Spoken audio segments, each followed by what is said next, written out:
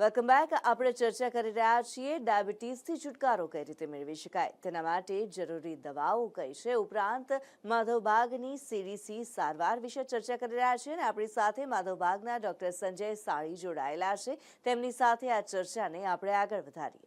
Doctor, સમાજની અંદર એક વ્યાપક માન્યતા એવી છે કે કોઈ દર્દીને ડાયાબિટીસ છે તો તેને જીવનભર દવાઓ અને ઇન્સ્યુલિન લેવું જરૂરી બની જાય છે, પરંતુ આપ કહો છો કે દવાઓનું સેવન હંમેશ માટે થઈને બંધ કરી શકાય છે. બિલકુલ શું આ ખરેખર શક્ય છે? ચોક્કસપણે કહીશ. મને ખાલી એક લોજિક હું તમને બધાને સમજાવું છું. માણસને ટાઈપ 2 ડાયાબિટીસની જે આપણે રિવર્સલની વાત કરીએ છીએ, તો ટાઈપ 2 ડાયાબિટીસની અંદર આપણા શરીરની અંદર ઇન્સ્યુલિન બનતું ના હોય એ પ્રોબ્લેમ નથી હોતો.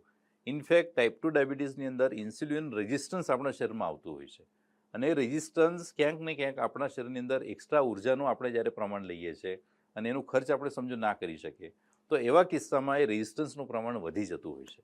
હવે આ જ્યારે ડાયાબિટીસના ઇન્સ્યુલિન રેઝિસ્ટન્સનું પ્રમાણ વધવાના લીધે શુગર વધારે જ્યારે દેખાય છે, તો એવા પ્રમાણ એનું સમજો આપણે એક ઉંમરનો ક્રાઇટેરિયા આપણે કાઢીએ તો ઓલમોસ્ટ 40 વર્ષથી લઈને 50, 55, 60માં વર્ષે લોકોને ડાયાબિટીસના લક્ષણો દેખાતા ચાલુ હોય છે. અમુક પેશન્ટોને વહેલા પણ થતું હોય છે.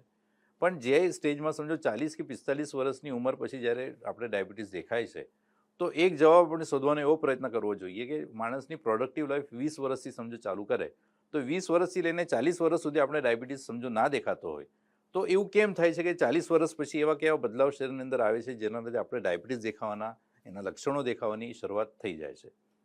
તો એનો અર્થ એવો સમજી શકાય કે 40-20 વર્ષથી લઈને 40 વર્ષની ઉંમર સુધીમાં ક્યાંક ને ક્યાંક આપણા શરીરની અંદર એવા ફેરફારો પોઝિટિવલી થતા હોય, શરીર એવી કોઈક કાર્યપ્રણાલી દ્વારા એને મેનેજ કરતું હોય કે જેના દ્વારા આપણી શુગર કંટ્રોલમાં રહે.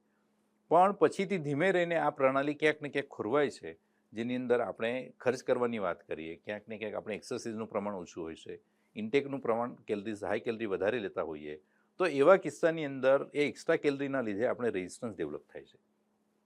તો જો સમજો જ્યારે આપણે ડાયાબિટીસ ખબર પડે, પણ ડાયાબિટીસ ખબર પડતા પહેલાં અથવા તો એના પછીના ક્રાઇટેરિયાની અંદર, ઉંમરના ક્રાઇટેરિયામાં આપણે જે પોઝિટિવ ફેરફાર પહેલાં શરીરની અંદર હતા એ ફેરફાર સમજો આપણે પાછા ચાલુ કરીએ, જેમ કે એક્સરસાઇઝની વાત કરીએ, ઉર્જાનું પાચન છે, ઉર્જા કેટલા પ્રમાણમાં જરૂર છે અને ઉર્જાને આપણે કેટલા પ્રમાણમાં ખર્ચીએ છીએ, કેટલા પ્રમાણમાં ખર્ચ કરવાની જરૂર છે, એ જ્યારે આપણે વ્યવસ્થિત પ્લાનિંગ કરીને કરી શકતા હોઈએ તો ચોક્કસપણે હું કહીશ કે ડાયાબિટીસના પેશન્ટોની અંદર દવાઓ જે છે એ પણ આપણે ઘટાડી શકીએ છીએ, બંધ કરી શકીએ છીએ, અને બધું જ ખાધા પછી પણ આપણી શુગરનું પ્રમાણ જે છે એ નોર્મલ રહે છે. એના માટેનો આપણે એક જીટીટી ટેસ્ટ કરીએ છીએ. જેટલા પેશન્ટોની ડાયાબિટીસ ક્લિયર થઈ જાય છે, મેડિસિન બંધ થાય છે, એવા પેશન્ટોને એક આપણે જીટીટી કરીને ટેસ્ટ કરીએ છીએ.